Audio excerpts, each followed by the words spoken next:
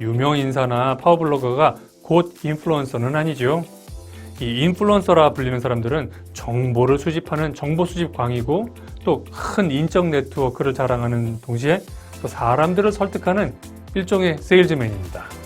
4G, LTE 인터넷 서비스를 홍보하려면 누구를 만나야 될까요? 뜻밖에도 머리를 만져주시는 헤어 디자이너 커뮤니티가 바로 이 인플루언서가 됐다는데 궁금하지 않으세요? 어떻게 우리에게 맞는 인플루언서를 발굴하는지 그 방법을 알아보겠습니다. 상식과 통념을 깬 입소문 전략 이야기 지금 시작합니다.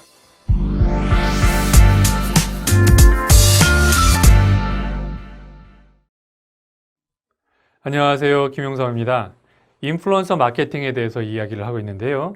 자, 인플루언서를 통해서 성공적으로 입소문을 내려면 무엇보다도 인플루언서를 만나야 되죠. 아무리 재미난 이야기가 있어도 인플루언서가 없으면 퍼져나가지 못하니까요. 자, 인플루언서는 어떤 사람이 되는 걸까요? 이와 관련해서 사전 연구를 좀 찾아볼 필요가 있겠습니다. 뉴욕에서 활동하고 있는 유명한 칼럼니스트죠. 말콤 글래드웰의 책 티핑 포인트를 볼 수 있겠습니다. 이 티핑 포인트란 특정한 현상이 강력하게 그리고 갑자기 퍼져나가는 걸 말합니다. 이 말콤 글래드웰은 소수의 사람들이 적극적으로 전도사 역할을 하기 때문에 이것이 가능하다라고 주장하는데요. 이 전도사는 세 가지 유형으로 나눕니다. 메이븐, 커넥터, 세일즈맨. 하나씩 설명을 좀 드려볼게요. 먼저 메이븐. 메이븐이란 말은 이 특정한 정보를 수집하는 사람들이란 뜻입니다. 혹시 주변에 그런 분들 계세요? 저희 가족 중에 하나는 축구 광이 있습니다. 이 친구한테 물어보면 지난 30년간 월드컵 우승팀이 어느 나라인지 다 얘기할 수 있어요. 정말 대단합니다. 이런 사람들이 메이븐이고요. 두 번째 커넥터는 사람을 연결하는 사람들입니다. 그러니까 이렇게 말하는 분들 있죠. 누구누구 아세요? 아, 제가 그 사람 잘 알죠. 잠깐만 기다려보세요. 내가 그 사람 찾아볼게. 이런 식으로 사람을 마치 뭘 수집하듯이 정보를 수집하는 사람들 말하는 거죠.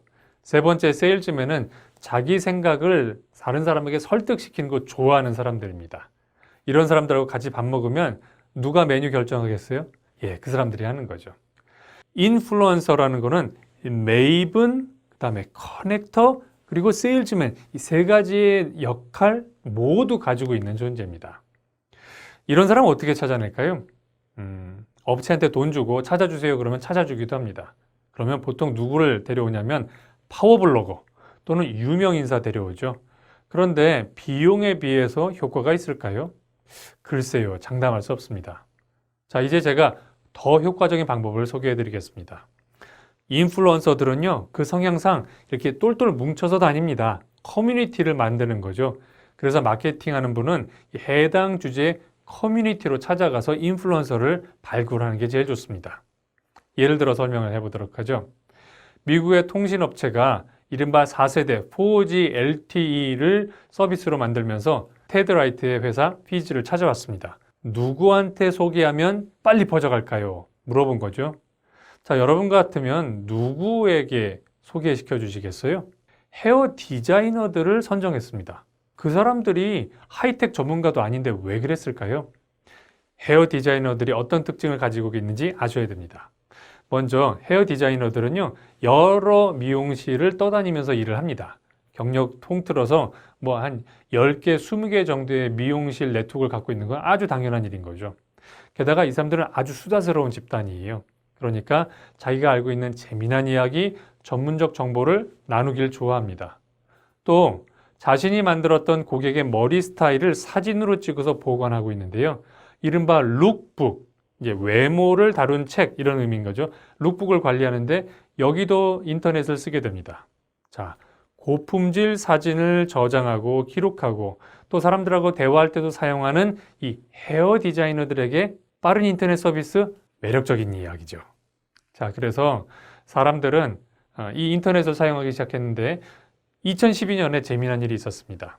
미국의 유명한 가수 케이티 페리가 머리를 파란색으로 염색을 한 거예요. 젊은 여성들 사이에 유행이 됐죠. 문제는 젊은 여성이 미용실에 가서 케이티 페리의 머리 색깔로 염색해 주세요. 그러면 사진마다 색깔이 달랐습니다. 여러분 그거 아세요? 조명에 따라서 인쇄 매질에 따라서 사진 느낌이 좀 다릅니다. 그래서 이때 맞춰서 이 피즈가 4G LTE 태블릿 PC를 2주간 헤어 디자이너들에게 빌려줬습니다. 그래서 헤어 디자이너는 자연스럽게 고객과 함께 자, 이 사진이 맞습니까? 이걸로 해드릴까요? 이렇게 이야기를 한 거죠. 입소문이 빠르게 퍼져갔습니다.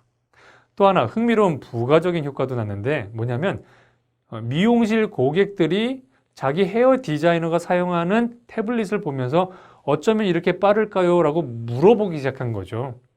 이게 또 추가 시장을 만들어냈습니다. 여러분 어떻게 생각하실지 모르겠지만 미국에서 설문조사를 해보면 여성들이 헤어 디자이너를 굉장히 신뢰한다고 하네요. 1위는 남편, 2위는 헤어 디자이너랍니다. 글쎄, 남편이 그렇게 높은 점수를 받는 게 미국적 상황 같기는 하죠. 자, 돌아오겠습니다. 두 번째 사례를 한번 이야기해 보도록 하죠. 만약에 젊은이들 사이에 인기가 좀 시들해진 탄산음료를 다시 부활시키고 싶다. 누구를 찾아가야 될까요? 피즈는 서핑족을 찾아가기로 했습니다. 왜냐하면 이 서핑족들은 더위를 쉽게 타고요. 또 탄산음료를 즐겨 마실 뿐만 아니라 끼리끼리 모여서 이야기를 하고 다니는데 일반 사람들이 이 서핑족을 보면 좀 호감을 갖거든요. 그래서 일단 캘리포니아로 갑니다. 서핑족들이 많이 모여있는 해변으로 폭스바겐 181을 타고 가는데 여기다 탄산음료를 가득 싣고 스티커를 덕지덕지 붙이는 거죠. 잠깐 궁금해하실 것 같아요. 폭스바겐 181이 뭐냐? 이 차는 전체 차량이 방수가 되어 있습니다. 그래서 차 문을 열고 차 안에다 물을 뿌려도 됩니다. 그러면 밤새 말라서 뽀송뽀송해지죠. 이 바다 스포츠를 즐기는 사람들은 대부분 이 차를 좋아한다고 하네요. 자, 그러니 생각해 보세요. 피즈가 폭스바겐 181에다가 음료를 가득 싣고 포스터를 붙이고 나타납니다. 그러면 당연히 사람들이 와서 궁금해하고 물어보고 해변가를 중심으로 내륙 쪽으로 이 탄산음료의 인기가 다시 살아난 거죠. 주의할 것이 있습니다. 인플루언서처럼 보이지만 아닌 사람들이 있습니다. 예를 들면 이런 경우죠. 유명 인사가 곧 인플루언서냐? 꼭 그렇진 않습니다. 미국의 배우이자 가수인 아나 가스테이어는 이 다이어트 전문 회사인 웨이트 워처스를 굉장히 좋아했습니다. 자기 트위터에다가 마치 대화하듯이 글을 계속 올렸어요. 웨이트 워처스에서는 이 여배우를 또 가수를 찾아가 만났습니다. 그리고 광고 요청도 했죠. 광고가 성공하면서 회원이 많이 늘었습니다. 그런데 비슷한 시기에 프로 농구 스타 찰스 바클리를 모델로 썼어요. 광고를 만들었죠. 여전히 성공했고 또 회원이 많이 늘었습니다만 이 찰스 바클리는 사실 돈 받고 일한 사람이었어요. 그 바람에 사석에서 이런 말을 해버렸습니다. 그 광고에서 내가 한 말 다 뻥이야. 이게 카메라에 잡히면서 광고가 역풍을 일으켰습니다. 두 사례를 비교해보면 우리가 하나 배울 점이 있죠. 유명 인사가 곧 홍보대사가 될 수는 없다고요. 진심으로 브랜드를 아끼는 사람만이 인플루언서 역할을 해낼 수 있는 겁니다. 또 두 번째 주의할 사람이 있습니다. 얼리 어댑터가 곧 인플루언서냐? 그렇지 않습니다. 얼리 어댑터는 새로 나온 제품을 먼저 사용해보고 싶어서 안달이 난 사람들이에요. 예를 들면 이런 거죠. 애플의 신제품이 출시됐을 때 밤새 바깥에서 기다렸다가 문 열리자마자 들어가서 사는 사람들. 그런데 이 사람들이 자기가 산 것을 사람들에게 홍보하고 다니느냐? 꼭 그렇지는 않습니다. 바로 이 점을 알아본 스티브 잡스는 1983년에 그 많은 얼리 어댑터를 놔두고 별도의 다른 사람을 영입합니다. 가이 가와사키인데요. 어떤 지위를 줬느냐? 이벤젤리스트, 전도사라는 지위를 줬어요. 가이 가와사키는 더 빨리 메시지를 퍼뜨리기 위해서 고민을 했습니다. 그리고 입사한 다음에 1984년에 IBM은 거대하고 사악한 존재, 순수한 도전자 애플이 이 사악한 존재와 싸운다라는 주제에 1984를 모티브로 한 광고를 만들어서 공개합니다. 슈퍼볼 게임에 이 광고가 공개되면서 지금까지도 이 광고 전문가들은 최고의 광고로 꼽고 있습니다.